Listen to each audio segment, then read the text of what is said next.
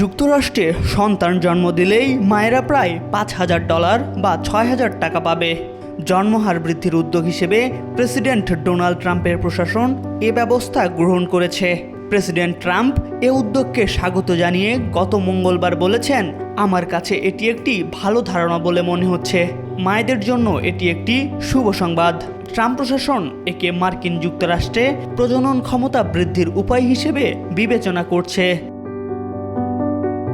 সরকার প্রদত্ত ভাতাগুলোতে এই $5,000 শিশু বোনাস হিসেবে অন্তর্ভুক্ত হবে। ট্রাম্প বলেছেন, আমেরিকান নাগরিক গর্ভবতী মায়ের ঔরস থেকে সন্তানদের আগমনে আগাম শুভেচ্ছা রইল। তবে অবৈধ ইমিগ্রান্ট বা কাগজপত্রহীন মায়েরা এ বোনাস পাবেন কিনা পরিষ্কার করেননি Donald Trump. The new York Times সূত্রে ট্রাম্প প্রশাসনের কাছে উত্থাপিত অন্যান্য উদ্যোগগুলোর মধ্যে রয়েছে চাইল্ড ট্যাক্স ক্রেডিট সম্প্রসারণ, শিক্ষার জন্য প্রতি মাসে অর্থায়ন এবং বিবাহিত বা সন্তানধারী ব্যক্তিদের জন্য ফুলব্রাইট ফেলোশিপের মতো ফেডারেল প্রোগ্রামগুলোতে স্থান সংরক্ষণ করা।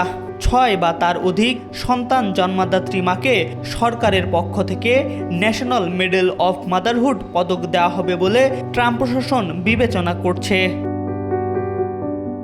সিডিসির তথ্য অনুসারে ভারত ব্যতীত এশিয়ান অঞ্চলের এবং হিস্পানিক মহিলাদের সন্তান জন্মহার বেশি। অন্যদিকে কৃষ্ণাঙ্গ, শ্বেতাঙ্গ এবং আমেরিকান ভারতীয় মহিলাদের মধ্যে জন্মহার হ্রাস পেয়েছে।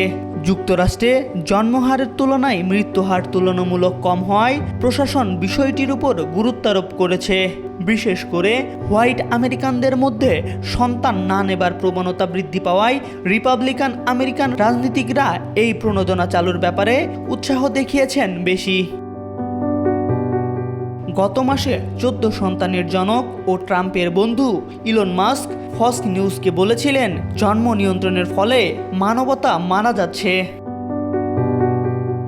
গত সপ্তাহে ভাইস প্রেসিডেন্ট জেডি ভ্যান্স স্পষ্ট করে বলেছিলেন তিনি আরও শিশু চান।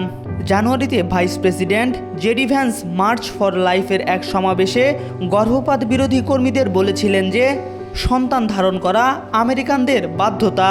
আমি খুব সহজভাবে বলছি, আমি মার্কিন যুক্তরাষ্ট্রে আরও শিশু চাই। এম আর আকাশ, আজকাল।